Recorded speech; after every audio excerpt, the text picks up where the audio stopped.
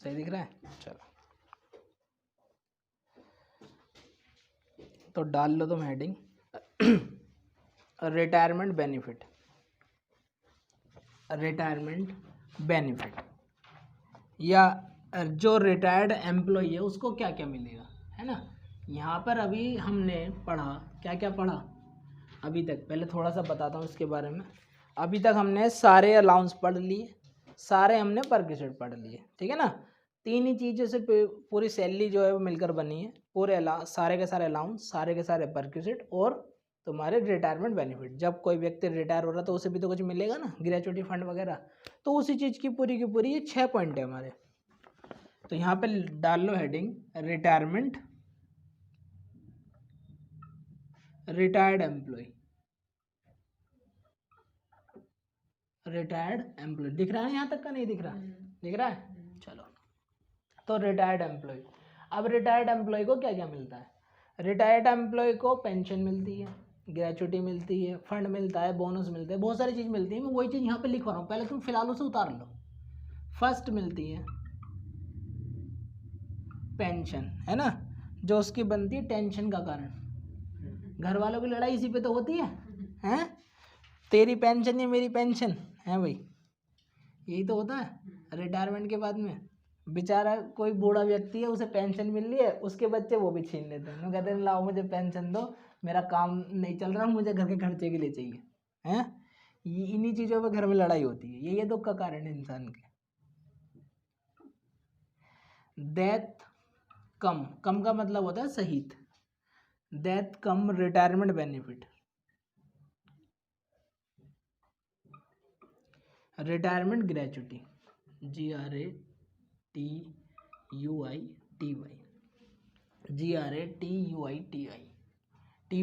Gratuity. Gratuity अभी बताऊंगा क्या होती है। तीसरा लिखो फिलहाल तुम encashment of earn leave.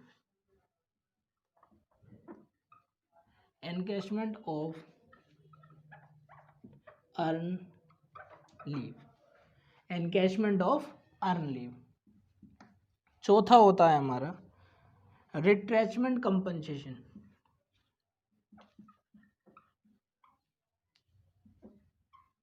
Retrenchment compensation, compensation, retrenchment compensation. पांचवा होता है हमारा compensation on voluntary retirement. Compensation on voluntary retirement. Voluntary का मतलब होता है अपनी इच्छा से, VOLUNTORY, वॉलंटरी बोलते हैं, है ना। Compensation of voluntary retirement.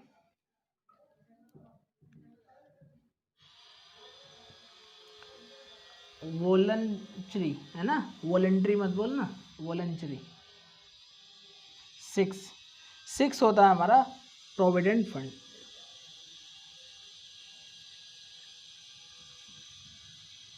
Fund that is PF, जिसे बोलते हैं PF, ठीक है ना, प्रोविडेंट फंड।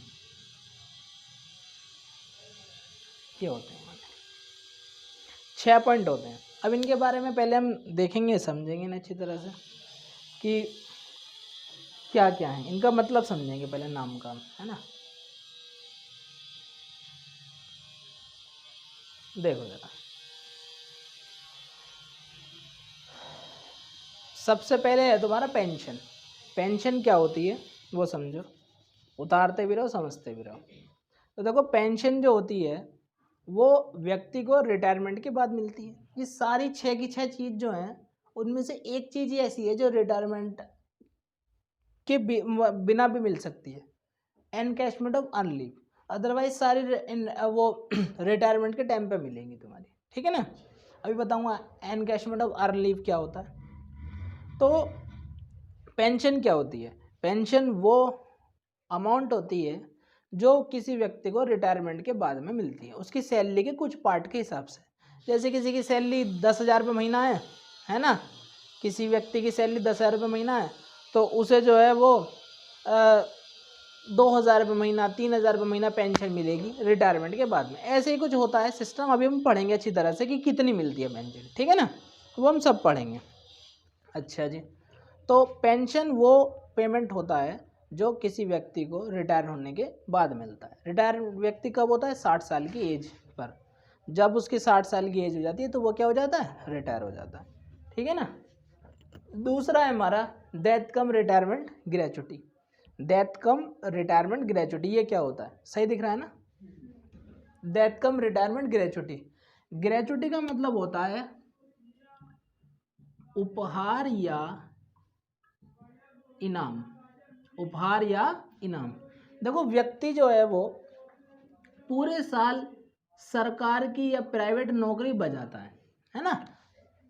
10 बजे से 5 बजे तक इंसान जॉब करता है, और इंसान इतने टाइम जॉब करता है, 20-25 साल की उम्र में इंसान की नौकरी लगती है और 60 साल की एज तक इंसान काम करता है।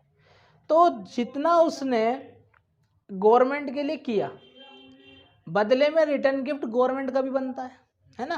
तो जब वो रिटायर होता है तो गवर्नमेंट उसे जो है वो क्या देती है? ग्रेचुटी देती है। डेथ कम मतलब डेथ पर भी मिलेगी और रिटायरमेंट पर मिलेगी। भाई इसकी यदि डेथ होगी तब भी मिलेगी उसे, और यदि क्या नाम है वो रिटायर हो गया तब भी मिलेगी उसे, ठीक है ना। इसी वजह से मैंने लिखा डेथ कम रिटायरमेंट ग्रेचुटी, ठीक है ना। फैमिली को मिलेगी, और यदि रिटायर हो गया तो उसको मिलेगी, ठीक है ना। फिर पार्टी वो कर लेगा, वरना फैमिली पटाखे छुटा लेगी, ठीक है ना। तो ये काम होता है इसमें। तो ग्रेचुटी का मतलब समझ पा रहे हो क्या है? ग्रेचुटी का मतलब है हमारा उपहार, ठीक है ना, जो व्यक्ति को रिटायरमेंट के बाद मिलता है, मतलब रिटायरमेंट के टाइम पे मिलता है, ठीक है ना। कौन देता है? मालिक। ये सारी चीज मालिक देता है, यानी कि एम्प्लॉयर देता है अपने एम्प्लॉय को, है ना। क्योंकि वरना तो सैलरी के चैप्टर के अंदर ही नहीं आता। हमारा फर्स्ट पॉइंट ही था एम्प्लॉयर और एम्प्लॉय के रिलेशनशिप में ही जो है वो हमें अमाउंट मिलनी चाहिए, अदरवाइज तो वो आने की नहीं है उसके अंदर। मानते हो ना इस बात को? तो अच्छा, तो हम पेंशन समझ गए, ग्रेचुटी समझ गए। ग्रेचुटी होती क्या है? ग्रेचुटी का मतलब उपहार या इनाम, बस केवल इतना ही है, ज़्यादा कुछ नहीं है ना। अच्छा जी, अब जैसे एग्जाम में तुम्हें लिखना हो वो पूछ ले, 4 नंबर में आता है ये क्वेश्चन थ्योरी का कि ग्रेचुटी क्या है ना। यानी कि जो रिटायरमेंट के टाइम पे अमाउंट मिलती है उसे ग्रेचुटी बोलते हैं। ये चीज़ लिखोगे तुम, इस टाइप से लिखोगे तो मतलब थ्योरी को थोड़ा एक्सप्लेन करके ढंग से लिख देना बस तरीके से, ठीक है ना। क्योंकि इसकी थ्योरी 4 लाइन से ऊपर की बैठती नहीं है। 4 लाइन भी इंसान भर दे तो सही है ना। फिर तुम पढ़ोगे तो देख लेना। Encashment of earn leave. Encashment of earn leave क्या होती है? एनकैश का मतलब होता है कैश करा लेना। एनकैश का मतलब क्या होता है? कैश करा लेना। ऑफ अर्न, अर्न मतलब कमाई हुई है जो उसकी छुट्टियां, मतलब जो उसने छुट्टी तो मिली पर उसने छुट्टी नहीं मारी। समझ रहे हो ना कहानी क्या कहना चाह रहा हूँ? जैसे सपोज करो साल में 30 छुट्टी मिलती हैं, साल में 30 छुट्टी मिलती हैं, लेकिन उसने एक भी छुट्टी नहीं ली। वो 30 के 30 दिन उन दिनों में भी वो आया, तो जब छुट्टी उसने ली नहीं और वो उन दिनों में भी आया तो उसे तो पैसा मिलना चाहिए ना उन छुट्टियों का, क्योंकि औरों ने तो चलो देखो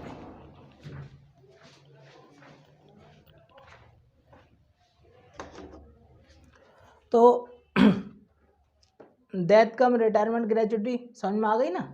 डेथ कम रिटायरमेंट ग्रेचुटी होती है हमारी वो जो पेमेंट हमें रिटायरमेंट के टाइम पे मिलता है, और ग्रेचुटी को बोलते हैं उपहार जो मालिक देता है, ठीक है ना। Encashment of earn leave. Encashment of earn leave होती है जो व्यक्तियों को छुट्टियां मिलती हैं पर वो छुट्टी मारता नहीं है। जैसे किसी व्यक्ति को पूरे साल में 30 छुट्टी मिली लेकिन उसे छुट्टी मारी ही नहीं, तो वो 30 के 30 दिन काम पर आया तो उसे उन 30 दिन के तो पैसे मिलेंगे ही मिलेंगे, लेकिन उन छुट्टियों का भी तो मिलेंगे या नहीं मिलेंगे? वरना तो वो भी छुट्टी मार लेता। समझ रहे हो ना बात को? यदि सपोज करो, जरा ये ध्यान करो कि तुम सपोज करो कि जॉब कर रहे हो और संडे की छुट्टी है, लेकिन संडे को जो चाहे आ भी सकता है, तो तुम्हें तो सैलरी डबल मिलनी चाहिए नहीं मिलनी चाहिए? क्योंकि तुम तो आ रहे हो, समझ आ गई ना बात। सैलरी तो मिलेगी मिलेगी, छुट्टी के पैसे ही मिलेंगे, यही मैं कह रहा हूँ। तो वो अपनी छुट्टी को कैश करा लेता है, तो वो भी तो उसकी सैलरी का ही पार्ट है ना। तो ये भी क्या नाम है, क्या है तुम्हारा, ये रिटायरमेंट के टाइम पे भी वो सारी की सारी छुट्टियां ले सकता है, अदरवाइज वो साल के साल भी ले सकता है, ठीक है ना, जैसा भी हिसाब हो। दूसरा है हमारा रिट्रेचमेंट कंपनसेशन। रिट्रेचमेंट का मतलब होता है टर्मिनेशन, TERMINATION, टर्मिनेशन। टर्मिनेशन का मतलब क्या होता है, निकाल देना। टर्मिनेशन का मतलब क्या होता है, निकाल देना, निकाल देना जॉब से, जॉब से निकाल देना, ठीक है ना। तो देखो अब छोटी मोटी कंपनी में तो ऐसे ही रख लेते हैं, लेकिन बड़ी बड़ी कंपनी में बॉन्ड भरवा के रखते हैं 2 साल का 3 साल का। अब सपोज करो कि तुमने कहीं जॉब करी है ना, और 1 साल का 2 साल का तुम्हारा बॉन्ड भरा गया, 2 साल का भरा गया बॉन्ड, लेकिन तुम तो वहाँ पे काम कर ही नहीं रहे, तुम तो वहाँ पे काम कर ही नहीं रहे, खाली बैठे हो। तो जब तुम वहाँ पर खाली बैठे हो, तुम वहाँ पर काम कर ही नहीं रहे, तो मालिक क्या करेगा, तुम्हें निकाल देगा, पक्की बात है ना, निकाल देगा। तो तुम क्या कहोगे उससे, भाई मैं तो नहीं निकलने का, क्योंकि मेरा तो 2 साल का तो एग्रीमेंट है, 2 साल तक तो तुम मुझे निकाल ही नहीं सकते, वो तो मालिक तो फंस गया है ना। तो वो तुम्हें उसे निकालने का तुम्हें कंपनसेशन देगा। वो कहेगा भाई तुम्हारी 2 साल की सैलरी इतनी बैठती, तुम आधी सैलरी आज ही ले जाओ मुझसे, घर बैठो, लेकिन तुम मुझे यहाँ पे नहीं चाहिए, ठीक है ना। तो वही रिट्रेचमेंट कंपनसेशन है, यानी कि मुआवजा जो हमें मालिक से मिला है रिट्रेचमेंट पर, मतलब जब उसने हमें धक्के मार के बाहर निकाल दिया है, क्योंकि ये ले तेरा चेक और ये पीछे से लात, है ना। हाँ, मुंह मत दिखा दियो मुझे अपना। तो अच्छा, 5वां है तुम्हारा compensation on voluntary retirement. Voluntary का मतलब होता है, शुद्ध हिंदी में लिखूँ एकदम, अपनी इच्छा से, आओ भाई, ठीक है, अपनी इच्छा से बाहर निकल गया, है ना। ऐसा होता तो नहीं है, लेकिन कभी कभी इंसान की स्थिति ऐसी आ जाती है कि वो इंसान कहता है भाई अब मैंने बहुत पैसा कमा लिया, अब मैं नौकरी जो है वो अपनी इच्छा से क्या कर रहा हूँ, छोड़ रहा हूँ, मतलब मैं रिटायरमेंट ले रहा हूँ, ठीक है ना। क्योंकि एक टाइम के बाद जाके इंसान नौकरी छोड़ता नहीं, सीधा रिटायरमेंट लेता है, ठीक है ना। मतलब जैसे सपोज करो कोई 60 साल का व्यक्ति है, 60 साल का भी हुआ नहीं, 55 साल का है, लेकिन वो कह रहा है भाई अब मेरे पे काम नहीं होता, मैं तो बैठूंगा घर अपना, है ना। तो वो व्यक्ति 5 साल पहले ही क्या ले रहा है, रिटायरमेंट ले रहा है, तो उसे बोलते हैं कंपनसेशन। सब मिलेगा, सब मिलेगा उसे सब, जिस दिन वो रिटायरमेंट हो गया ना, उस दिन के बाद से तो मिलना स्टार्ट हो जाएगा, इस चीज़ की टेंशन नहीं है बिल्कुल भी। कंपनसेशन ऑफ वॉलंटरी रिटायरमेंट क्या है, वही तो समझा रहा हूँ। तो 5 साल पहले नौकरी छोड़ दी, तो 5 साल तक यदि काम करता तो सैलरी नहीं देती क्या उसे सरकार या नॉन गवर्नमेंट जो है प्राइवेट कंपनी से मिलती है, गवर्नमेंट कंपनी से मिलती, पर मिलती तो फ्री में तो काम नहीं करता वो। और आज वो जा रहा है तो उसे 5 साल की सैलरी तो नहीं मिलने की, लेकिन उसे कंपनसेशन तो मिलेगा। जैसे 5 साल की सैलरी सपोज करो उसकी जो है वो 10 लाख रुपए बैठती है ना, तो आज उसे कम से कम 5 लाख 4 लाख जो भी मतलब सिस्टम इन्होंने बताया, मैं भी सारी चीज़ लिखवाऊंगा कि कैसे कैलकुलेशन करनी है, हवा में कैलकुलेशन नहीं करनी, हर चीज़ के रूल है, ठीक है ना। तो वो पैसा उसे क्या मिल जाएगा, उसे मिल जाएगा, ठीक है ना। वो इसके पार्ट पर टैक्सेबल हो जाएगा। इन्होंने बताया कि कितना टैक्सेबल होगा कितना टैक्सेबल नहीं होगा, वो चीज़ हमें ध्यान रखनी होगी, ठीक है ना। और लास्ट है तुम्हारा प्रोविडेंट फंड। प्रोविडेंट फंड क्या होता है, प्रोविडेंट फंड जो होता है, जैसे जब एम्प्लॉय काम करता है किसी एम्प्लॉयर के यहाँ पर कहीं पे, तो उसे उसकी सैलरी में से कुछ पार्ट जो है वो पीएफ के नाम का वो कटवा देता है एम्प्लॉय, और उसमें कुछ पार्ट जो है वो मालिक भी डाल सकता है अपनी तरफ से, मालिक भी जो है वो डाल सकता है। तो उसका रिटायरमेंट तक एक अच्छा खासी अमाउंट जो है वो इकट्ठी हो जाती है, उसे ही प्रोविडेंट फंड बोलते हैं। उसे क्या बोलते हैं, प्रोविडेंट फंड बोलते हैं, ठीक है ना। जैसे कोई व्यक्ति था राम, उसने कहीं जॉब करी XYZ लिमिटेड में, और उसे मिलती है सैलरी 10,000 रुपये महीना, है ना। तो एम्प्लॉयर ने कहा तुम 1,000 रुपये महीना जो है वो अपने पीएफ में डालो, तो मैं भी 500 रुपये महीना डालूंगा। तो मैं तो खुश हो गया, मैंने कहा भाई क्या नाम है, तो अच्छी बात है भाई, मैं 1,000 रुपये डालूंगा और 500 रुपये मालिक भी डालेगा, तो फिर तो 1,500 रुपये हो रहे हैं। तो हर महीने 1,000 रुपये में 500 रुपये का ब्याज मिल रहा, मुझे तो वही दिखेगा फिर आराम से, है ना। मैंने कहा तो बहुत बढ़िया बात है, और बैंक का ब्याज अलग से मिलेगा। तो लास्ट में अमाउंट कितनी हो जाएगी, इतना इतना इतना इतना होते होते एक टाइम में पेटी भर के लाऊंगा मैं घर पे, एक दिन जिस दिन मैं रिटायर हो जाऊंगा, है ना। तो वो इसी को ही क्या बोलते हैं, पीएफ, प्रोविडेंट फंड बोलते हैं। आ गई बात समझ में सारी। देखो नॉर्मल लैंग्वेज में समझा करो हर चीज़ को, इनकी इंग्लिश लिखवा दूँ, आधे आधे पेज भरवा दूँ, उससे कोई फ़ायदा नहीं है। दिमाग में रखो हर चीज़ का मतलब, तो इसकी कैलकुलेशन भी आसान लगती है फिर। तो पेंशन वो भी रिटायरमेंट के टाइम पे मिलती है, death cum retirement gratuity, gratuity मतलब उपहार, वो भी रिटायरमेंट के टाइम पे, एनकैशमेंट ऑफ अर्ली रिटायरमेंट के टाइम पे भी ले सकता है, वो बीच बीच में भी ले सकता है, ठीक है ना। रिट्रेचमेंट कंपनसेशन वो भी उसे रिटायरमेंट के टाइम पे मिला, बस उसके धक्का मार के बाहर निकाल दिया, है ना। रिट्रेचमेंट में ये हुआ, उसे निकाल दिया, है ना। अब वरना तुम ये कहते ना कि इन दोनों में क्या फ़र्क है, मैंने पहले लिख दिया, इसमें तो उसे धक्का मार के बाहर निकाला, इसमें वो खुद ही निकल गया, नो कह रहा मैं जा रहा हूँ, मुझे पीछे से धक्का दे देना बस है ना। और प्रोविडेंट फंड लास्ट में दोबारा प्रोविडेंट फंड, तो इसे नोट करो, करते हैं। और फर्स्ट हेडिंग प्रोविडेंट फंड ही डालो। अब तो चल रहा है, अब तो नहीं अटक रहा, चल हो गया होगा, मन कर रहा होगा इसका।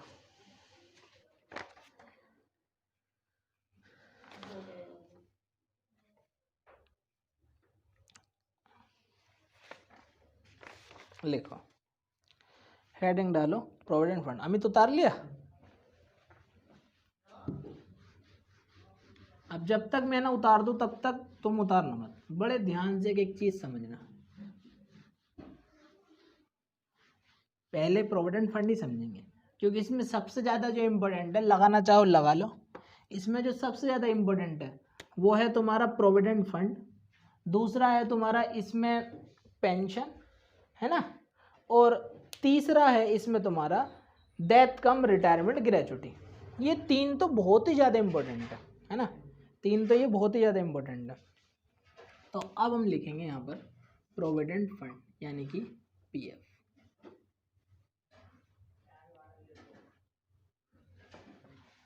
पीएफ प्रोविडेंट फंड, पीएफ अब देखना ये पर से खोल देगा अपने, है ना।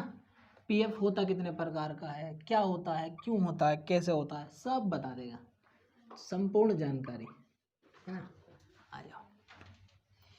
तो पीएफ में सबसे पहले होता है, तुम अपनी कॉपी में फुल फॉर्म में लिख सकते हो, मैं शॉर्ट फॉर्म में लिखूंगा लेकिन मैं मुंह से बताता रहूंगा तुम्हें, है ना, टेंशन ना लेना।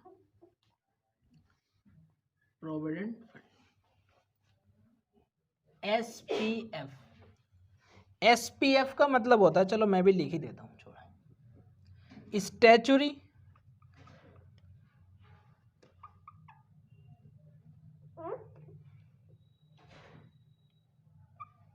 TORY, स्टैचुरी प्रोविडेंट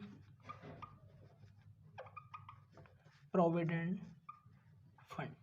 एसपीएफ का मतलब होता है statutory provident fund, STATUTORY, statutory provident fund. अभी बताऊंगा हर चीज क्या क्या है क्या नहीं है। दूसरा होता है तुम्हारा आरपीएफ, रिकॉग्नाइज प्रोविडेंट फंड। जैसे हम लोग बैंक अकाउंट खुलवाते हैं ना, कि पीएनबी में, एसबीआई में, इनमें ऐसे पीएफ का भी यही है कि पीएफ कौन से वाला खुला हुआ है, ठीक है ना।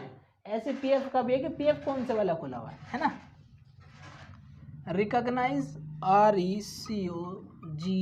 RECOGNISE, रिकॉग्नाइज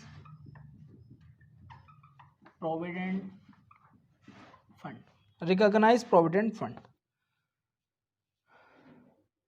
और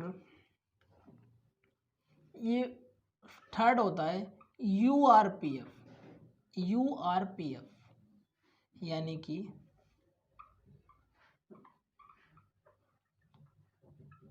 unrecognised provident fund, unrecognise provident fund. और लास्ट होता है हमारा पीपीएफ,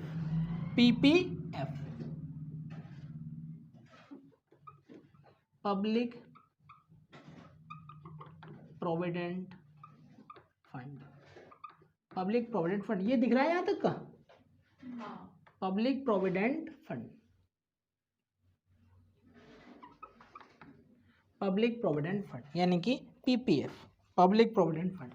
अब जरा पहले मैं इनके नाम के मतलब बताता हूँ, तब जाके इनकी कहानी पढ़ेंगे हम पूरी की पूरी, खैर ढंग से।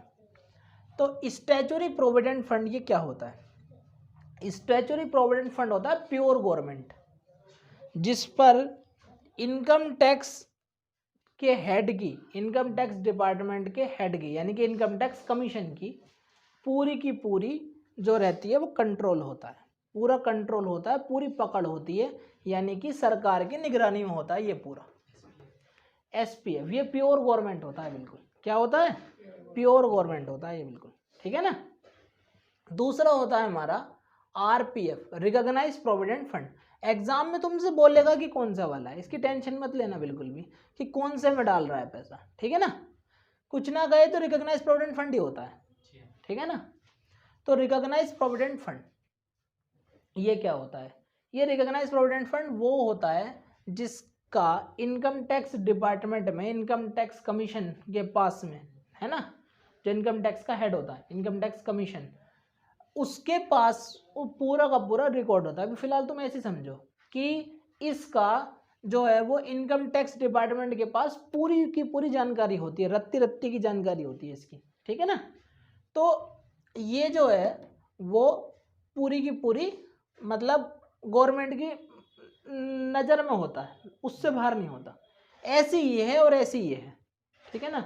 बस इसमें फ़र्क सिर्फ ये है कि इस एसपीएफ स्टैच्यूटरी प्रोविडेंट फंड ये प्योर गवर्नमेंट होता है, ठीक है ना। रिकॉग्नाइज्ड प्रोविडेंट फंड, रिकॉग्नाइज का मतलब इसका इनकम टैक्स डिपार्टमेंट में रजिस्ट्रेशन हुआ होता है, ठीक है ना। ये तो प्योर गवर्नमेंट है तो इसका रजिस्ट्रेशन की क्या आवश्यकता, पूरा ये तो गवर्नमेंट का ही है सिस्टम सारा, ठीक है ना। और रिकॉग्नाइज्ड प्रोविडेंट फंड इसका इनकम टैक्स डिपार्टमेंट में रजिस्ट्रेशन हुआ होता है, अनरिकॉग्नाइज्ड प्रोविडेंट फंड का रजिस्ट्रेशन नहीं हुआ होता है, ठीक है ना। ये चोरी से बनाया जाता है, ये कैसे बनाया जाता है, ये चोरी से बनाया जाता है, लेकिन ये बाद में सारा का सारा टैक्सेबल भी तो हो जाता है, फिर सब चोरी बोरी सब निकल जाती है मिनटों में, ठीक है ना। जब उसकी सैलरी का पता लगेगा, है ना, तो वो सारा का सारा टैक्सेबल हो ही जाएगा बाद में। भाई इंसान के पास जब एकदम से पैसा आएगा, कौन सा पैसा आएगा, बैंक में पैसा आएगा। अब बैंक में पैसा आएगा तो उसकी जानकारी मिली जाएगी इतना पैसा आया तो आया कहाँ से, ठीक है ना। तो वो सब टैक्सेबल हो जाता है ना। ये मत सोचना पता कैसे लगेगा ये वो, ज़्यादा हमें इस टाइम 30 मार्क का नहीं बनना, हमें ये देखना है कि इसका मतलब क्या है और इसका सॉल्यूशन क्या है। फिलहाल हमें अभी ये समझना है, ठीक है ना, हम कहीं रेड मारने नहीं जा रहे, ठीक है। तो अनरिकॉग्नाइज्ड प्रोविडेंट फंड सिर्फ और सिर्फ वो फंड होता है जिसकी जानकारी इनकम टैक्स डिपार्टमेंट को नहीं होती, ठीक है ना, सिंपल समझो।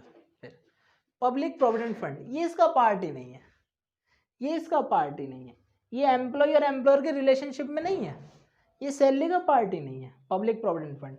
पब्लिक प्रोविडेंट फंड जो होता है वो पब्लिक के लिए होता है, यानी कि कोई भी खुलवा सकता है, तुम भी खुलवा सकते हो आज भी जाके, तुम भी खुलवा सकते हो आज भी जाके। तो ये होता क्या है, इसकी एक खासियत है, इसमें पूरा 15 साल के लिए पैसा बिलोक हो जाता है। मतलब जैसे मैंने आज 10,000 रुपये जमा करे तो उन 10,000 रुपये को 15 साल तक मैं निकाल नहीं सकता। समझ में आ गई ना कहानी, क्या कहना चाह रहा हूँ मैं। हर महीने में एक बार यहाँ पे जमा होता है, ये नहीं कि तुम हर महीने पहुँच जाओगे अपने 10-20 रुपये ले गए, आज 10 रुपये जमा कर दे, आज 20 रुपये जमा कर दे, है ना, ऐसा नहीं होने का। किसी भी बैंक में यदि किसी का भी अकाउंट है तो वो खुलवा सकता है। ये लोग बहुत खुलवाते हैं, बहुत खुलवाते हैं, पीपीएफ बहुत खुलवाते हैं। उन्हें पता है कि आज हम इस पे बहुत हाई रेट इंटरेस्ट मिलता है, सबसे ज़्यादा हाई रेट इंटरेस्ट इसी पे मिलता है ना। महीने में एक बार पैसे जमा होते हैं इसमें। तो यदि कोई पीपीएफ खुलवा रहा है ना, तो उसके फ़ायदे के लिए होता है। 15 साल बाद वो पैसा निकाल सकता है, 15 साल से पहले वो 1 रुपया नहीं निकाल सकता, वो निकाल ही नहीं सकता पैसा। ये नहीं है कि क्या नाम है वो उसे ब्याज कम मिलेगा, ये वो पैसा ही नहीं निकाल सकता, पक्की बात है ये, ठीक है ना। 15 साल से पहले वो पैसा यहाँ पर नहीं निकाल सकता, ये इसकी बाउंड्रेशन होती है। अच्छा जी, दूसरी बात इसके फ़ायदे ये हैं कि इसमें रेट ऑफ इंटरेस्ट अच्छा होता है। तो इसी वजह से इंसान ये सोचता है कि भाई मैं आज पैसा खर्च कर रहा हूँ थोड़ा थोड़ा, तो एक टाइम में जाके मेरा अच्छा खासा पैसा हो जाएगा, ठीक है ना। तो ये पब्लिक बीच में जैसे एफडी में होता है कि बीच में एफडी बीच में तोड़वा सकते हो तुम, लेकिन ये नहीं तोड़वा सकते, लेकिन उसमें पैसे मिल जाते हैं एफडी में। हाँ, यहाँ कुछ नहीं मिलने का तुम्हें, यहाँ कुछ नहीं मिलने का, यहाँ बहुत कम मिलेगा तुम्हें, बहुत पैसे तुम्हारे तक भी कट जाएंगे।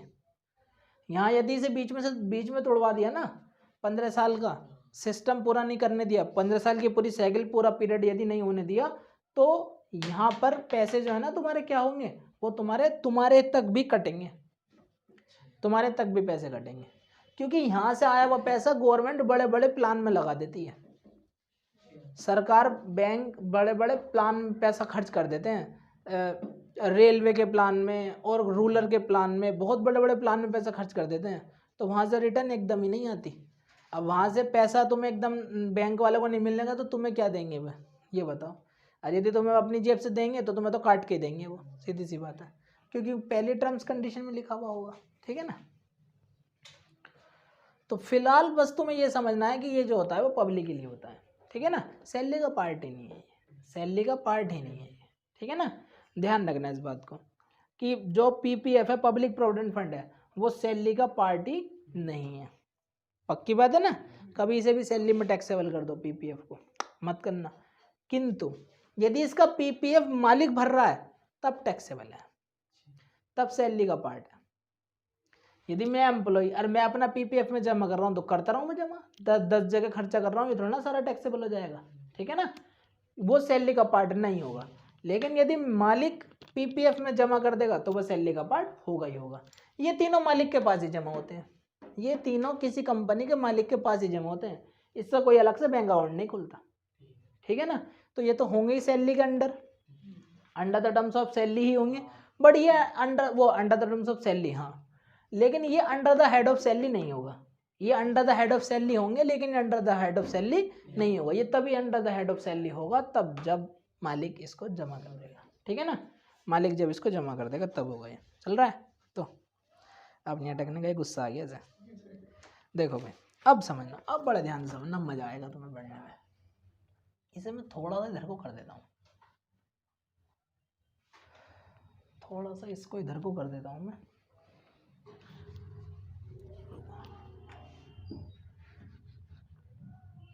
तुम मत रफ कर देना, कभी तुम भी रफ कर दो।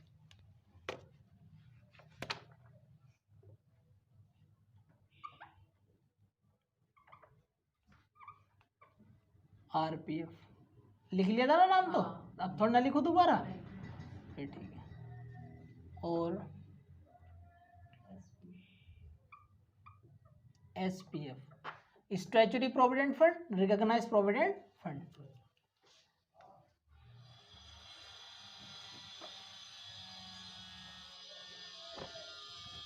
देखो भाई, तो इसके बारे में लिखवाता हूँ। First point, employ contribution. Contribution मतलब जो एम्प्लॉय डाल रहा है,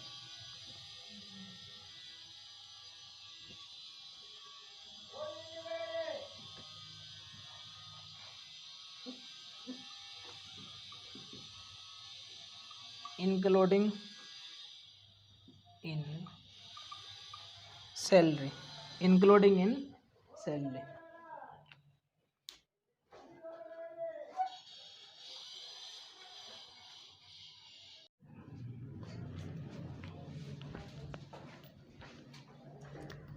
देखो भाई, तो एम्प्लॉय कंट्रीब्यूशन, जो एम्प्लॉय पैसा डाल रहा है, जो एम्प्लॉय पैसा डाल रहा है, भाई एम्प्लॉय भी डाल सकता है अपने पीएफ में और एम्प्लॉयर, मैंने अभी एग्जांपल से बताया था, एम्प्लॉय भी डाल सकता है और एम्प्लॉयर भी। तो एक बात बताओ मुझे तुम, एम्प्लॉय कहाँ से डालेगा, अपनी अलग से, अपनी सैलरी से देगा। तो जब उसकी सैलरी, तो वो पहली टैक्सेबल हो गई पूरी बेसिक सैलरी, तो वो तो सैलरी के अंदर पहली इंक्लूड है, इसे अलग से क्यों लिखोगे तुम, समझ रहे हो ना बात को।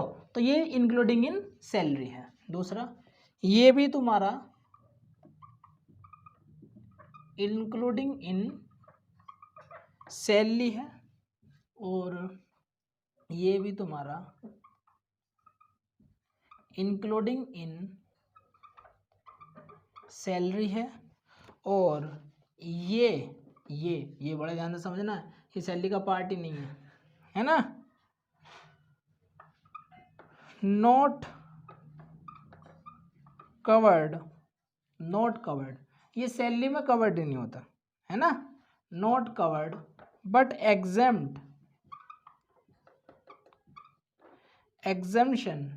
एग्जम्पशन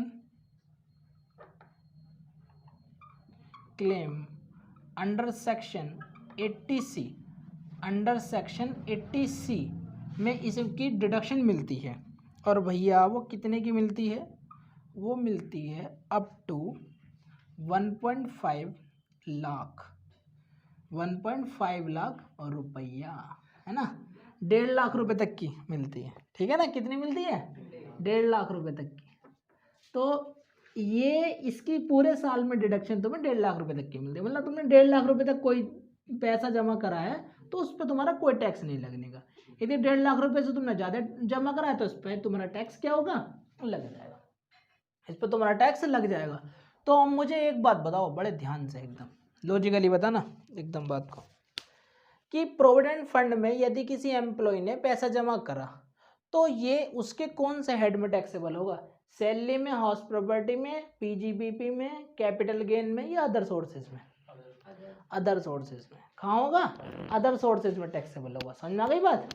क्योंकि सैलरी का तो पार्ट ही नहीं है। हाउस प्रॉपर्टी किसी को हाउस किराए पे देकर तुमने कमाया नहीं, और बाकी दोनों को तो सवाल ही पैदा नहीं होता, ठीक है ना। तो कहाँ पड़ेगा ये जाके? अदर में जाके पड़ेगा ये तुरंत, ठीक है ना।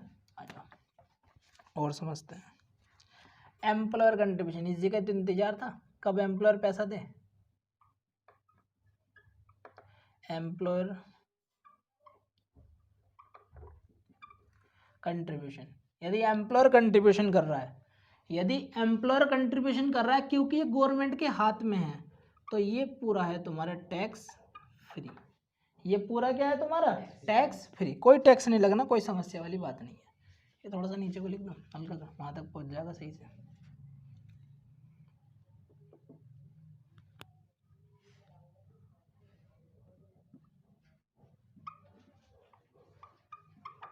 टैक्स फ्री, ये तुम्हारा है टैक्स फ्री। अच्छा जी। और ये जो है रिकग्नाइज प्रोविडेंट, वो रिकग्नाइज प्रोविडेंट फंड जो है वो कितना टैक्सेबल है वो बता देता हूँ। तो ये जो टैक्सेबल है वो है तुम्हारा 12% तक, अप टू 12% तो है ये एग्जेम्प्ट, एग्जेम्प्ट अबाउट 12% है तुम्हारा टैक्सेबल। अब तुम पूछोगे कि 12% किसका निकालेंगे, है ना, यही तो सवाल उठ रहा होगा मन में। किसका निकालोगे? सैलरी। वो बताएगा कि वो कितना परसेंट खर्च कर रहा है। जैसे इंटरेस्ट फ्री लोन पे था कि उसने इतने रुपए पर इतना छोड़ दिया, और जो है जो एसबीआई का रेट ही है तो हम डिफरेंस ले रहे थे, तो 12.5% तक तो है एग्जेम्प्ट, और बचा हुआ जो है वो क्या है तुम्हारा? टैक्सेबल। बचा हुआ है जो है वो क्या है तुम्हारा? टैक्सेबल। ध्यान रखना इस बात को।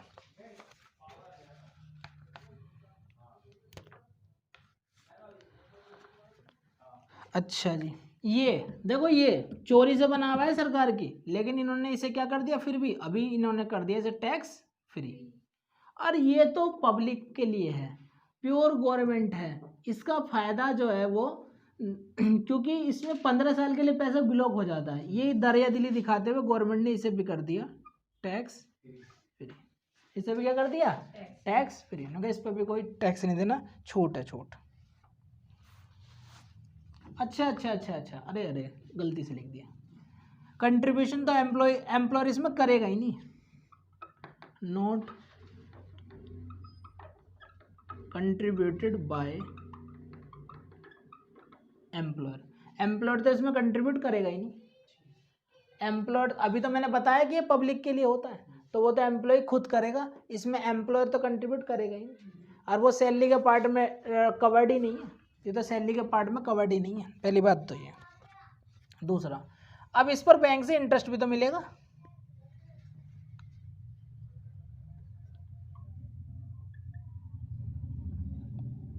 इंटरेस्ट ऑन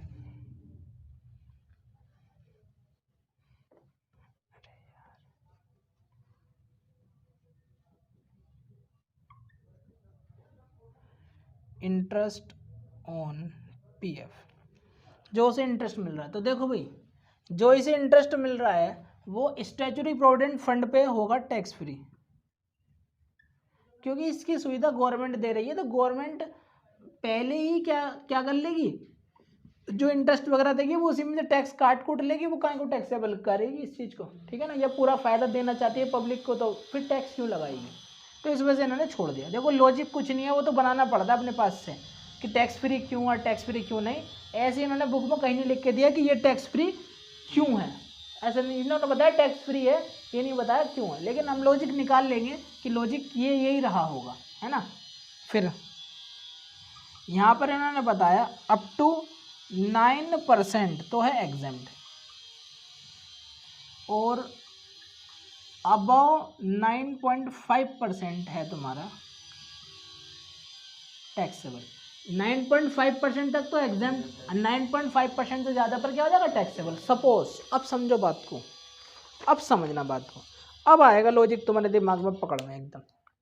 मालिक ने सैलरी का 15%, उसकी सैलरी का 15% उसकी पीएफ में डाल दिया। समझना बात को, मालिक ने उसकी सैलरी का 15% उसके पीएफ में डाल दिया, लेकिन एग्जेम्प्ट की कितना है 12%, तो 3% क्या हो जाएगा टैक्सेबल। नहीं है समझ में बात, 3% क्या हो जाएगा टैक्सेबल। अब सपोज करो मालिक ने उस पर ब्याज दिया 20%, मालिक ने उस पर ब्याज दिया कितना 20%, लेकिन ब्याज एग्जेम्प्ट कितने परसेंट तक है 9.5, तो 20 में से 9.5 गए तो 11.5% उस पर क्या हो जाएगा टैक्सेबल। समझ में आती है बात, अब तो क्लियर हो गया होगा। 9.5 आएगा 10.5 आएगा 11.5 आएगा 10.5 आएगा ना, 10.5 जो हो जाएगा वो तुम्हारा क्या हो जाएगा टैक्सेबल, ठीक है ना, ये हो जाएगा। तो ये कहानी है इसकी। अच्छा यहाँ पे इन्होंने ये भी छोड़ दिया टैक्स फ्री, इन्होंने कहा ये भी टैक्स फ्री, मालिक ने जमा करा वो भी टैक्स फ्री, उस पर इंटरेस्ट लगा वो भी टैक्स फ्री, लास्ट में पकड़ लूंगा। इन्होंने लास्ट में उठा के क्या कर लिया ना, पकड़ लिया। कैसे पकड़ लिया वो देखना जरा। इंटरेस्ट तो यहाँ पे मिलेगा भाई, यदि मैंने अलग से पैसे जमा करा है फिर भी इंटरेस्ट तो मिलेगा ही ना, तो इंटरेस्ट मिलेगा, तो इन्होंने इंटरेस्ट क्या कर दिया यहाँ पर टैक्स फ्री, इन्होंने इंटरेस्ट टैक्स फ्री कर दिया। फायदा है नहीं है वहाँ पर, 1.5 लाख तक की तो छोटी छूट है, इसी वजह से तो फायदा है। 1.5 लाख के इन सब में छूट है, सिवाय इसको छोड़ के, सिवाय इसको छोड़कर 1.5 लाख की सब में छूट है इनमें। इसमें भी 1.5 लाख रुपए तक की छूट है, इसमें भी 1.5 लाख रुपए तक की छूट है, और इसमें भी 1.5 लाख रुपए तक की छूट है साल में, है उसमें वो चोरी से बनाया हुआ है ना इनकम टैक्स डिपार्टमेंट की, इस वजह से नहीं है इनमें, ठीक है ना, इस वजह से नहीं है। अब मैं लिखता हूँ इसमें कि lump sum amount receive, lump sum receive, अभी देख लेना तुम, अभी देखेगा तुम्हें।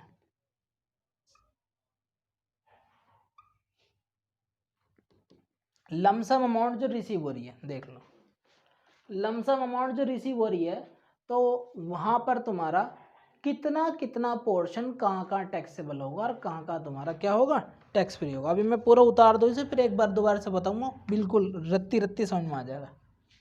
तो इन्होंने ये तो इन्होंने आशीर्वाद दे रखा है सरकार ने, तो ये तो हमारा क्या है tax free.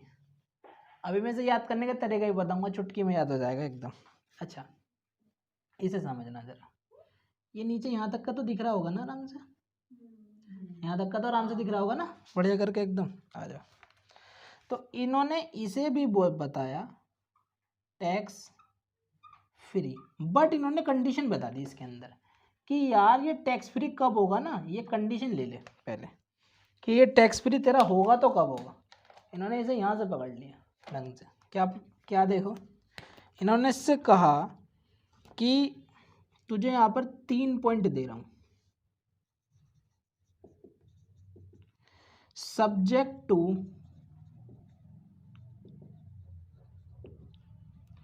Contribution, subject to contribution,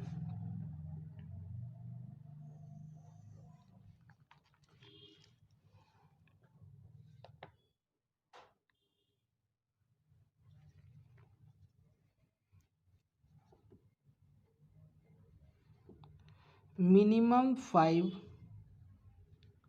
year, minimum 5 year working. दूसरा है तुम्हारा मिनिमम 5 ईयर वर्किंग कंपलसरी, है ना, कंपलसरी लिखता हूँ यहाँ पर।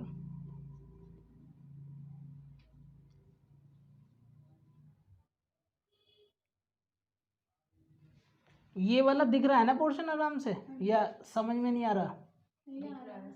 दिख रहा है ना ढंग से? चलो फिर ठीक है।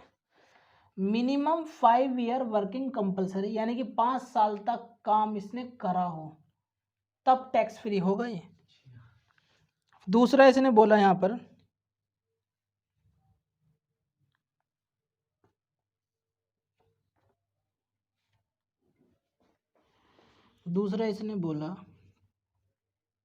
he has remove on account of का मतलब होता है के तहत, अकाउंट ऑफ का मतलब होता है के तहत, रिट्रेचमेंट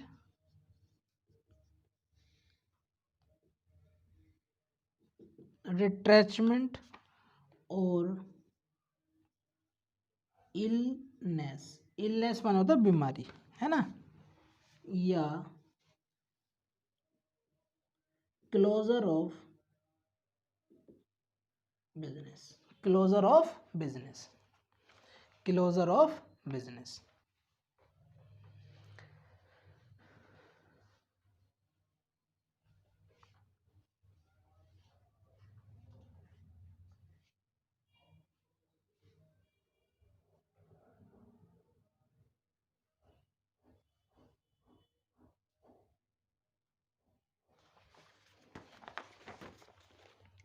देखो जरा,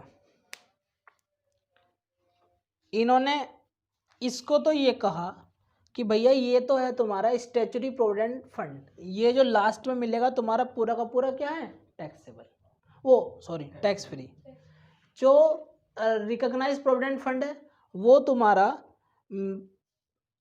टैक्स फ्री होगा सब्जेक्ट टू कंट्रीब्यूशन, मतलब एक शर्त लगा दी इन्होंने, एक शर्त लगा दी, क्या, मिनिमम 5 ईयर वर्किंग कंपलसरी, 5 साल तक तो काम कंपलसरी कराओ। पता लग रहा है कि 2 साल नौकरी करी है ना और पीएफ लेकर चला गया, तब नहीं मिलेगा पैसा, तब मतलब पैसा मिलेगा मतलब टैक्सेबल जो होगा पूरा, फिर टैक्स फ्री नहीं होगा, टैक्स लगाएगी सरकार इस पर, अदरवाइज टैक्स नहीं लगाएगी यदि 5 साल से ऊपर जो है वो हो गई उसे, मतलब जो लास्ट में अमाउंट मिलती है अच्छी खासी उस पर टैक्स नहीं देना पड़ने का इसे बिल्कुल भी, ठीक है ना, यदि इसे 5 साल हो गए तो। और दूसरा, उसे तब भी टैक्स नहीं देना पड़ेगा जब ही हैज़ रिमूव मतलब निकाल लगाया ऑन अकाउंट ऑफ रिट्रेचमेंट, या तो मालिक ने धक्के मार के बाहर निकाल दिया, तब वो खुद तो निकला नहीं, खुद तो ने छोड़ा नहीं, तब भी उसके लिए टैक्स फ्री होगा, तब भी उसके लिए क्या होगा, टैक्स फ्री होगा। और इलनेस अपनी बीमारी की वजह से निकल गया तब भी उसके लिए टैक्स फ्री होगा, और बिजनेस यदि बंद हो गया तब भी वो टैक्स फ्री होगा, क्लोजर ऑफ बिजनेस, तब भी वो क्या होगा, टैक्स फ्री होगा, ठीक है ना। अगले वाला क्या, पहले मैं इससे लास्ट वाले बता देता हूँ क्योंकि ये बहुत भारी है ना, इस वजह से ये लास्ट में होगा एग्जेम्प्ट, ये लास्ट में क्या होगा, एग्जेम्प्ट। ये भैया लास्ट वाला ही लमसन है, ये लमसम, LUMSUM सम, लमसम, लमसम होता है लमसम, LUMSUM लमसम। अरे कोई बात नहीं, तुम लिखो ना, समझो। देखो लमसम का मतलब होता है एक मुश्त जो हमें इकट्ठा पैसा मिल रहा है, ठीक है ना, इकट्ठा जो हमें पैसा मिल रहा है, तो वो जब टैक्सेबल होगा या नहीं होगा, होगा तो कितना होगा इसकी जानकारी। अब इसकी बात कर लें, जो बनाया गया है किसकी चोरी से, किसकी चोरी से बनाया गया है, सरकार की तीसरी आंख की चोरी से बनाया गया है ना। तो ये जो है तुम्हारा अप टू एम्प्लॉय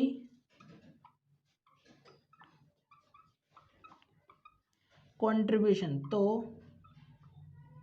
एग्जेम्प्ट है, अप टू एम्प्लॉय कंट्रीब्यूशन तक तो एग्जेम्प्ट है। पूछो क्यों, ये एम्प्लॉय का एग्जेम्प्ट क्यों कर दिया, क्योंकि शुरू में तो उसकी सैलरी में ही इंक्लूड था, तो एक बार तो टैक्स वैसे ही लग चुका, तो एम्प्लॉय ने अब जब उसे पूरा पैसा मिला है तो उसका भी तो उसे ही मिला होगा, तो वो तो पहले टैक्स लग चुका, अब क्या है वो टैक्स लगाओगे दोबारा, ठीक है ना। तो यहाँ पर जो लमसम अमाउंट मिलेगी वो अप टू एम्प्लॉय कंट्रीब्यूशन तक तो क्या है, एग्जेम्प्ट है ना, लेकिन किंतु परंतु जो एम्प्लॉयर का कंट्रीब्यूशन है, बट यही तो सारी समस्या है। But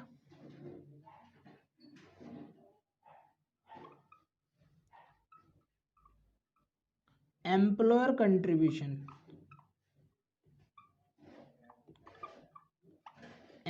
contribution and interest on PF are taxable fully. सारे के सारे क्या हो जाएंगे? टैक्सेबल। दिख रहा है वहां तक कहीं? नहीं दिख पा रहा? Are taxable fully taxable. देखना भाई, समझना कहीं गलती हो गई तो देख लेना।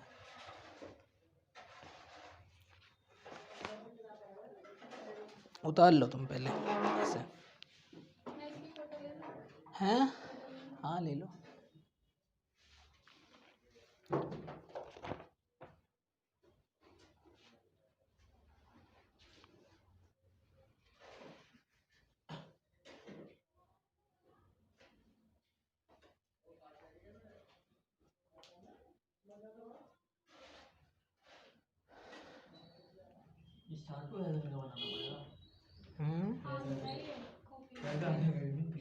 मैंने बना रखा है, ऐसे ही बना रखा है, तुम भी ऐसे ही बना लो।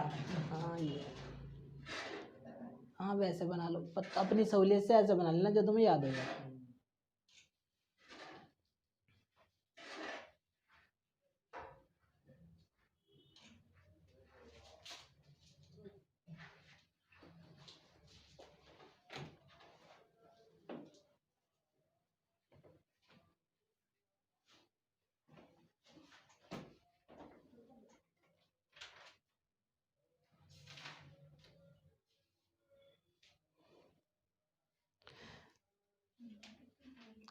कल इन लोगों ने चाय के लिए डांट दिया था ना। कल उन्होंने चाय के लिए बेचारों ने कहा ही नहीं मजदूरों ने। मैं कहा यार रहने दो चाय के लिए ना।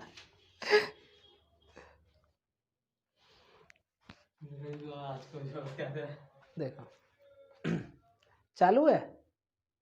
अच्छा देखो भाई, एक बार मैं और समझा देता हूँ पूरी की पूरी इसकी कहानी है, ढंग से समझ लो। अगर देखो भाई, पूरी की पूरी मैं तुम्हें इसमें कहानी समझाता हूँ, वो समझो पूरा। अब ढंग से समझना, अब याद भी हो जाएगा तुम्हें हाथ हाथ।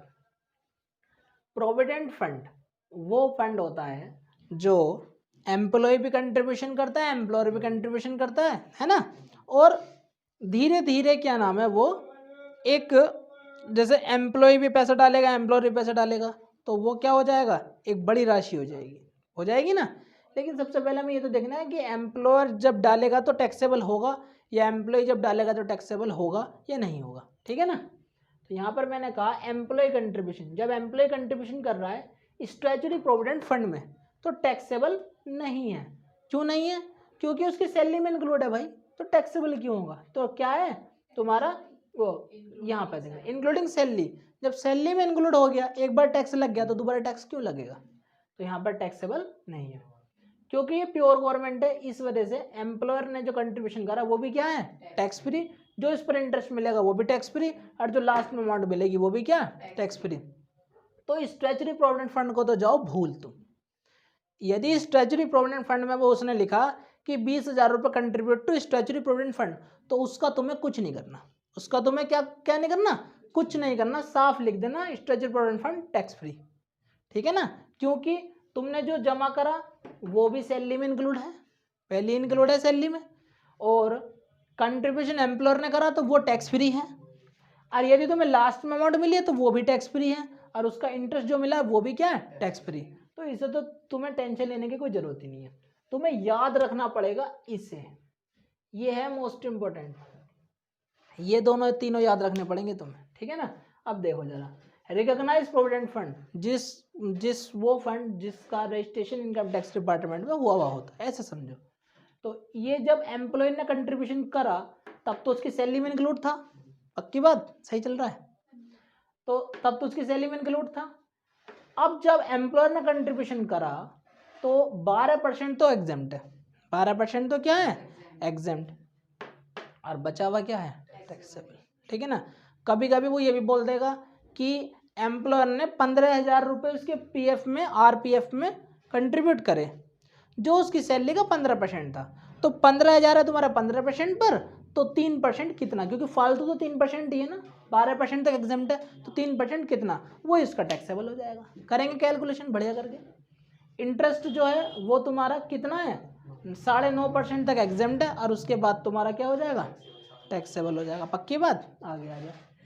फिर लमसम अमाउंट जो तुम्हारी रिसीव होएगी, इसमें क्या होना है, इसमें ये टैक्स फ्री होगी, बट सब्जेक्ट टू कंट्रीब्यूशन।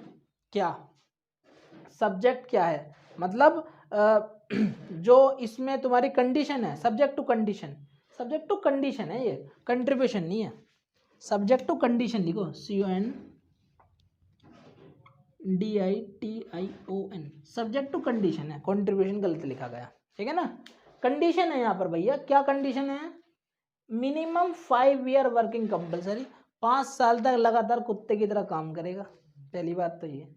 फिर he has removed on account of retrenchment, चाहे तो उसे बाहर निकाल दिया हो मालिक ने, या बीमारी की वजह से बाहर निकल गया हो, या बिजनेस से तुम्हारा बंद पड़ गया हो, तब वो टैक्स फ्री होगा, अदरवाइज वो टैक्स फ्री नहीं होगा।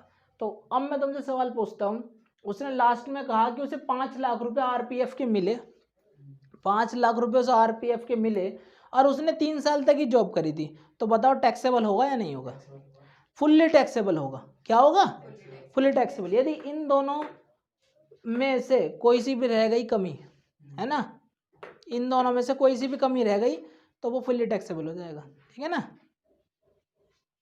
फिर देखो, अब समझो इससे अगला, ये वाला बढ़िया है। रिकॉग्नाइज प्रोविडेंट फंड में क्या है, कुछ नहीं है। यदि एम्प्लॉय कर रहा है तो उसकी सैलरी में इंक्लूड है, यदि एम्प्लॉयर कर रहा है, देखो सब वहाँ लिखा है, एम्प्लॉयर कर रहा है तो टैक्स फ्री है, इंटरेस्ट भी टैक्स फ्री है, बाद में पकड़ लिया जब साथ एक साथ मिला सारा का सारा। तो जो एम्प्लॉय ने करा अप टू एम्प्लॉय कंट्रीब्यूशन, तो वो क्या हो गया तुम्हारा एग्जेम्प्ट। जो एम्प्लॉय ने कंट्रीब्यूशन करा वो तो तुम्हारा क्या हो गया एग्जेम्प्ट, क्योंकि एम्प्लॉय का कंट्रीब्यूशन तो उसकी सैलरी में इंक्लूड था ना, इस वजह से वो एग्जेम्प्ट हो गया। और जो उसका कंट्रीब्यूशन है किसका, मालिक का, कंट्रीब्यूशन किसका, मालिक का, वो सारा का सारा क्या हो जाएगा टैक्सेबल, इंक्लूडिंग इंटरेस्ट, इंटरेस्ट के साथ ही सारा का सारा क्या हो जाएगा टैक्सेबल हो जाएगा। आगे आ जाओ। अब तुम्हारी बात रही पीएफ की, पीपीएफ की। पीपीएफ बड़ा ही साधारण सा है, पहली बात तो बार बार क्वेश्चन में पूछता नहीं है वो, क्योंकि ये सैलरी का पार्ट ही नहीं है ना। तो यदि एम्प्लॉय ने कंट्रीब्यूशन करा है तो वो नॉट कवर्ड, इसमें कवर्ड ही नहीं है, नॉट कवर्ड इन सैलरी, वो सैलरी में कवर्ड ही नहीं है, बट एग्जेम्प्ट, कितना एग्जेम्प्ट है 80% की डिडक्शन मिलती है इसे, यहाँ पर इसे 80% की डिडक्शन मिलती है। यदि अपने पीपीएफ में जमा करता है तो उसे 1.5 लाख रुपए तक की क्या मिलती है, छूट मिलती है। वो तुम्हें अभी समझ में आ जाएगा कि 1.5 लाख रुपए तक की छूट तुम्हें कैसे मिलेगी। फिर यदि एम्प्लॉयर कंट्रीब्यूशन कर रहा है, यदि कौन कंट्रीब्यूशन कर रहा है, एम्प्लॉयर कंट्रीब्यूशन कर रहा है, तो not contributed by employer, employer contribute करेगा ही नहीं, वो तो अलग है, पब्लिक के लिए है, और एम्प्लॉय खुद करेगा। वो क्यों करेगा, वो करेगा तो इन दोनों में करेगा, इन तीनों में करेगा, इसमें क्यों करेगा। और यदि उसे इंटरेस्ट मिल रहा है तो वो भी क्या है टैक्स फ्री, और यदि उसको लास्ट में अमाउंट मिल रही है तो वो भी क्या है तुम्हारी एग्जेम्प्ट। बस इसमें एग्जेम्प्ट करने का सिर्फ एक ही जो है वो मकसद रहा होगा इनका, क्योंकि इसमें पैसा 15 साल के लिए ब्लॉक हो जाता है, 15 साल तक किसी को कुछ नहीं मिलता, तो 15 साल तक यदि किसी को कुछ नहीं मिलता तो वो एग्जेम्प्ट ही होगा, ठीक है ना। इन्होंने इनकी इच्छा रही होगी सरकार की, है ना, कि एग्जेम्प्ट कर दो इसे, तो लास्ट में इन्होंने एग्जेम्प्ट कर दिया। बस तुम्हें तो याद रखना है कि यहाँ पर एग्जेम्प्ट है। तो देखो नॉर्मली तुम्हें इसमें याद रखना, तो रखना क्या होगा, तुम्हें याद रखना होगा कि RPF 12% तक एग्जेम्प्ट, और उसका इंटरेस्ट जो है वो 9.5% तक एग्जेम्प्ट। बस इतना सा याद रखना है तुम्हें, बाकी कुछ याद रखने की जरूरत नहीं है, 2-3 बार पढ़ लेना, सब दिमाग में सेट हो जाएगा, ठीक है ना। अब तुम करो, इसे नोट करो ढंग से, एकदम करो इसे नोट करना।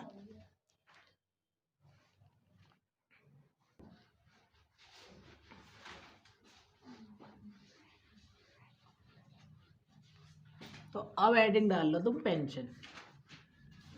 इसका बहुत छोटा सा चार्ट है, ये तो थोड़ा बड़ा चार्ट था, वो इसका बहुत छोटा सा चार्ट है।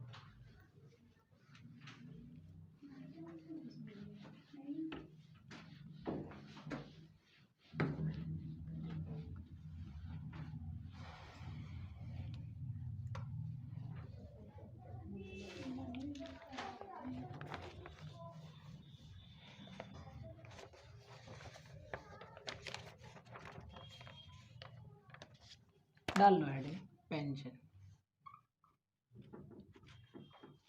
पेंशन रिटायर्ड व्यक्ति की सबसे बड़ी टेंशन है ना, यही तो है, उसके दुख का कारण ही तो ये है, उससे यही छीन लो बस खुश हो जाएगा, है ना, खुश हो जाएगा और दुखी हो जाएगा। छीन लेंगे तो फिर वो और खुश होगा।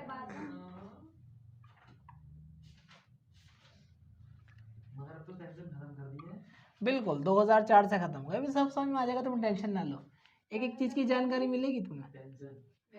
देखो भाई, अरे तो उनकी 2004 से पहले की नौकरी लगी हुई होगी, 2004 से जिसके बाद में लगी हुई। देखो भाई, पेंशन जो है वो पहली होती है periodically.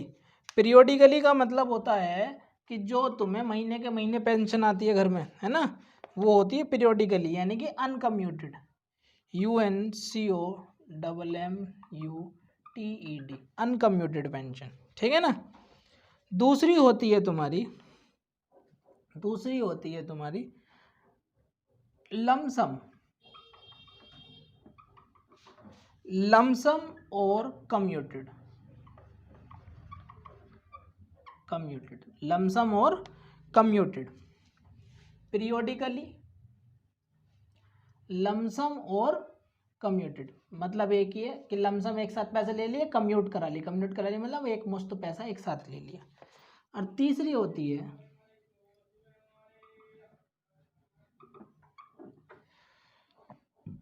Commuted from and insurance, insurer है, हाँ, INSURER, इंश्योरर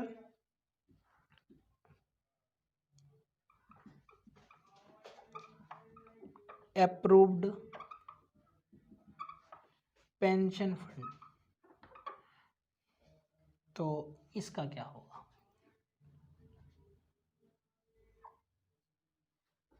समझना जरा बड़े ध्यान से एक एक चीज को। यदि हमें पीरियोडिकली पेंशन मिल रही है, अब ये पहले यही राड़ा समझा दो तुम्हें कि पीरियोडिकल और कम्यूटेड का मतलब क्या है। पीरियोडिकली का मतलब है कि जो महीने के महीने मिलती है तुम्हें पेंशन, और लमसम का मतलब है जो तुम्हें एक साथ मिल रही है। भाई इंसान की इच्छा के ऊपर की बात है, यदि इंसान चाह रहा है कि भाई अब मुझे जो है वो महीने के महीने पेंशन मिलती रहे, तो मेरा घर का खर्चा ऐसे चलता रहेगा जैसे सैलरी मुझे मिल रही है, सैलरी की तरह उसे लगेगा, ऐसा है ना। कुछ आदमी सोचते हैं कि नहीं मैं तो रिटायरमेंट के बाद अब बड़ा कोई बिजनेस करूंगा, कोई होटल खोलूंगा या कुछ करूंगा, तो वो क्या करते हैं, वो एक साथ पैसा ले लेते हैं। वो तो इंसान के इंटेंशन के ऊपर की बात है ना। बच्चों ने बंदूक रख के सर पे कह दिया इनके पैसा आज ही निकाल लो सारा, नहीं तो कल गोली से उड़ा देंगे। तो ऐसा भी हो सकता है, आजकल कलयुग चल रहा है ना, तो ऐसा भी हो सकता है, ठीक है ना। अपने ही घर के दुश्मन बन जाते हैं कभी कभी। ये पैसा ऐसी चीज़ है, ये पैसा ऐसी चीज़ है, ये तो सारी बात है। ना बीवी ना बच्चा, ना बाप बड़ा ना भैया, है सबसे बड़ा रुपया, रुपया। आओ छोटा बच्चा होते के साथ पकड़ लेता है 500 का नोट, अब 10 का दोगे ना तो कहने को तो चूरन का है।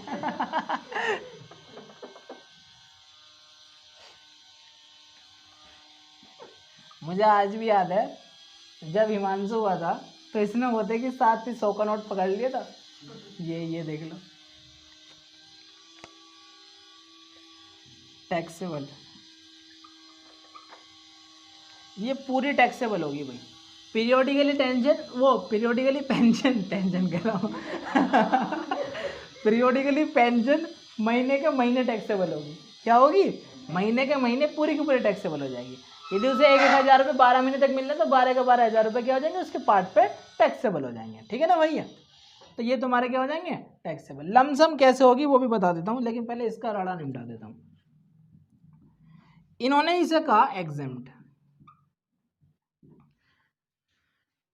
इसे ऐसे याद रखना कि जो LIC पर्सन को पेंशन मिल रही है वो एग्जेम्प्ट होती है, ठीक है ना। वो ऐसे ही बोलेगा कि कोई LIC व्यक्ति है, इंश्योरेंस है ना, इंश्योरर वही होता है जो LIC पर्सन होता है। इंश्योरर जो वो होता है वो LIC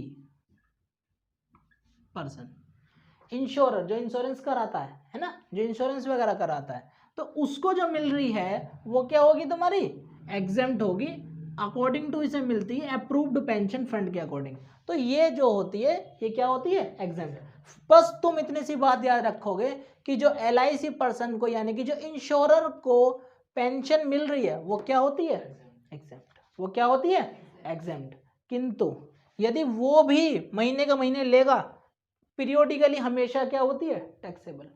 पीरियोडिकली हमेशा क्या होती है, टैक्सेबल। ध्यान रखना इस बात को, पीरियोडिकली हमेशा होती है टैक्सेबल। अब आ जाओ, अब इसके साथ खेलेंगे हम।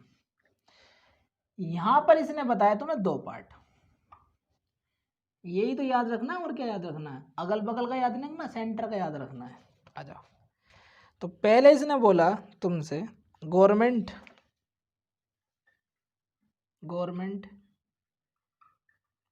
एम्प्लॉय, दूसरा इसने बोला तुमसे non government employ. Government employ और नॉन गवर्नमेंट एम्प्लॉय। अब सरकार अपने एम्प्लॉय को तो फायदा देगी, सरकारी नौकरी तो राजा आदमी है, भाई क्या करें, है ना। तो गवर्नमेंट एम्प्लॉय और नॉन गवर्नमेंट एम्प्लॉय को देखो, तो यहाँ पर इसके पास दो पार्ट है।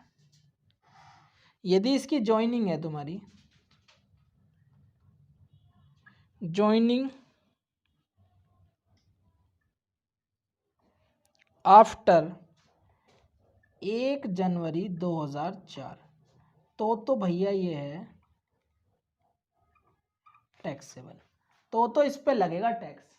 यदि ज्वाइनिंग आफ्टर 1 जनवरी 2004 की है, ठीक है ना, तो इस पे लगेगा टैक्स, ठीक है ना, क्योंकि वैसे तो ये खत्म ही हो गई। लेकिन इन्होंने यहाँ पर कह दिया यदि फिर भी कोई दे रहा है, यदि फिर भी उसके अगेंस्ट, रूल के अगेंस्ट जाकर कोई दे रहा है, तो फिर क्या हो जाएगी वो टैक्सेबल। और यदि बिफोर 1 जनवरी 2004, यदि उसकी ज्वाइनिंग जो है वो जिस दिन वो नौकरी पे प्रथम बार गया होगा, ज्वाइनिंग जो है वो उसकी बिफोर यानी कि पहले 1 जनवरी 2004 से पहले की है, तो भैया ये हो जाएगी तुम्हारी टैक्स फ्री यानी कि एग्जेम्प्ट।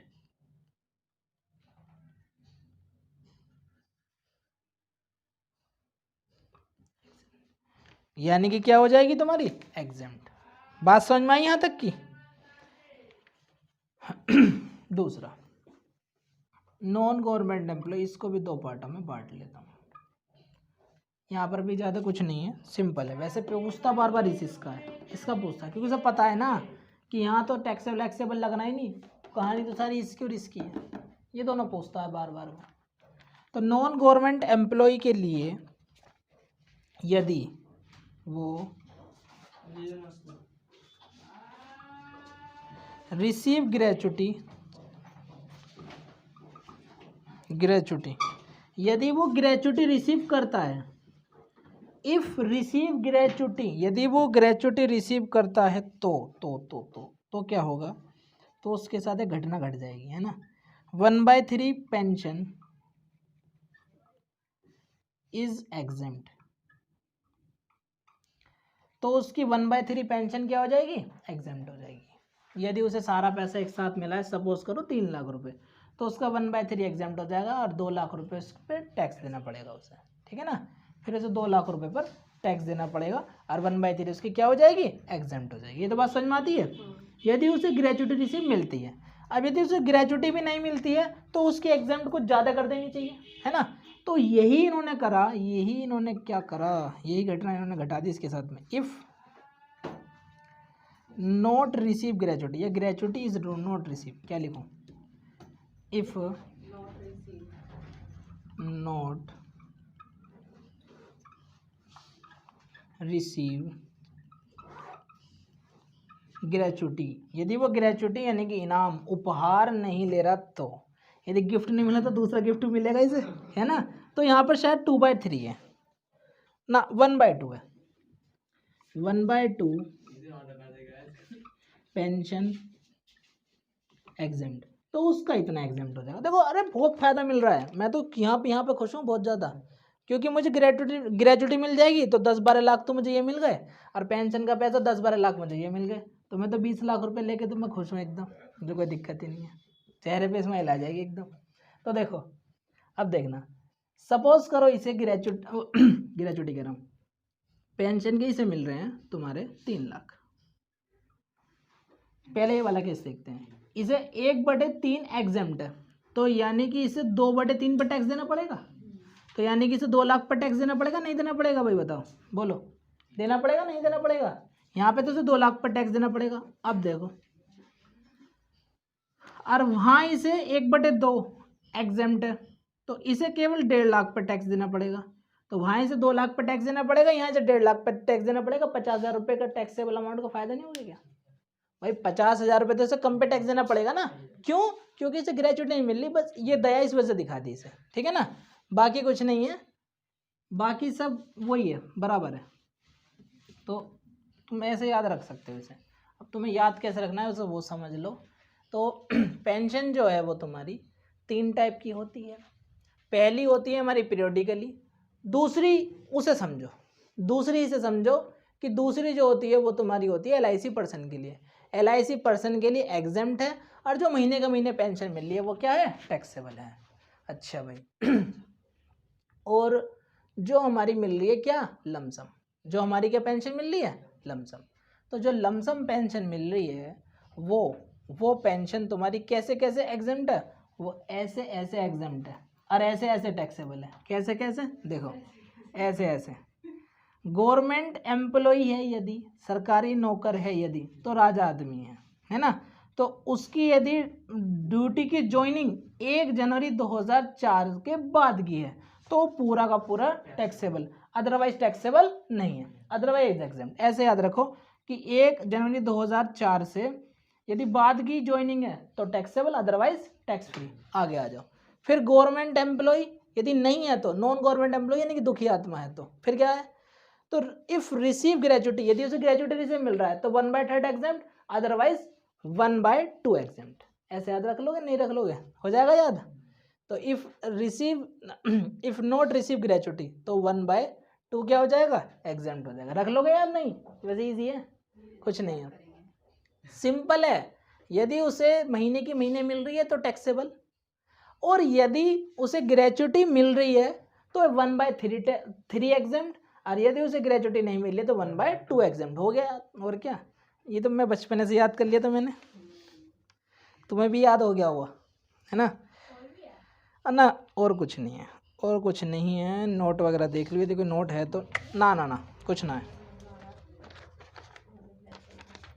अब तुम नोट कर लो बस इसे तसल्ली से फटाफट।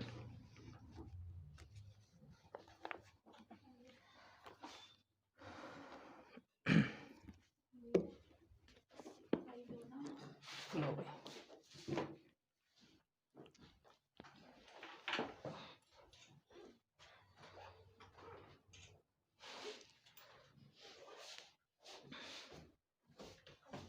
ठीक है ना?